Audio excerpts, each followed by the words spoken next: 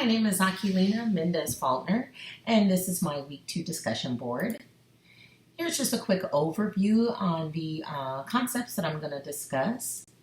So starting in Chapter 1 of our text, the authors present the equity theory on page 5.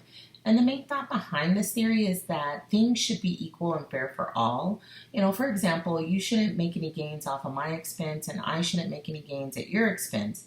But the position on this theory is forever changing because what was viewed fair, 5, 10, 50 years ago may not be considered fair in today's society.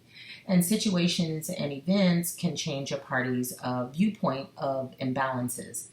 So Peter Blau's book attempts to make sense of and explain social structure by analyzing social processes that govern relationships between people and groups. And he does use multiple concepts to examine social life and social structure, specifically social exchange in Chapter 4 of his book. And he points out that social exchange comes after positive relationships have already been established. And basically, unspecified obligations are present that are tied to feelings, including mutual trust. So if the social bond is broken and someone starts to feel that they're being taken advantage of, the quality is now unbalanced, leading to frustration and conflict.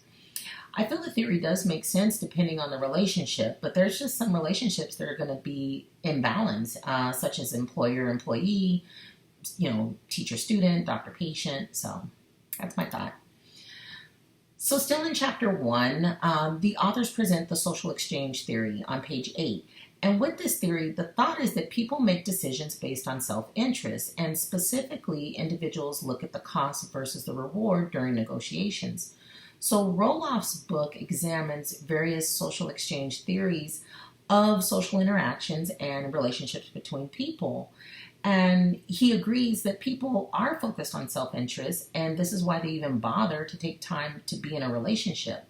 So I agree with his stance. Recalling my own relationships, I do get something out of each and every one of them, and no matter the environment, work, home, or even, with a cashier at the grocery store, I have an expectation of the outcome for that interaction.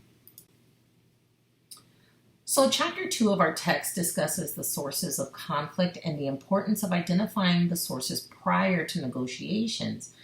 They argue that unless the underlying need and wants are identified and addressed, the conflict will most likely continue and frustrations are going to continue to grow. And Dr. Graham covers the same importance of this in her book. She gives really just an overall, various techniques on how to resolve conflict. But the very first step that she instructs the reader to do is assess major conflicts and determine their causes.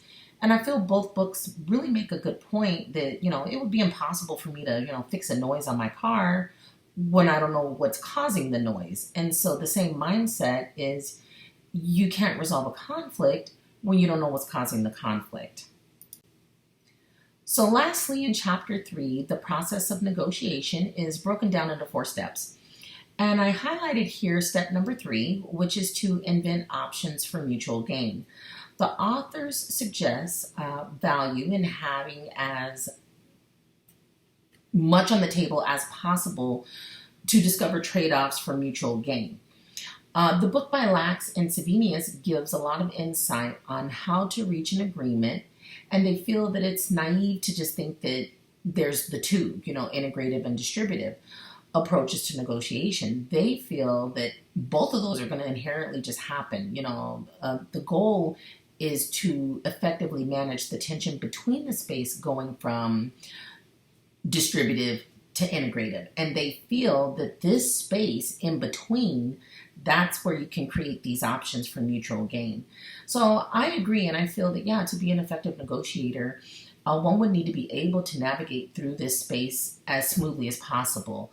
The less tension during the negotiation process will more likely build better outcomes and stronger relationships overall. And this is the scripture I chose to close my discussion board with. Thank you and have a great week. God bless.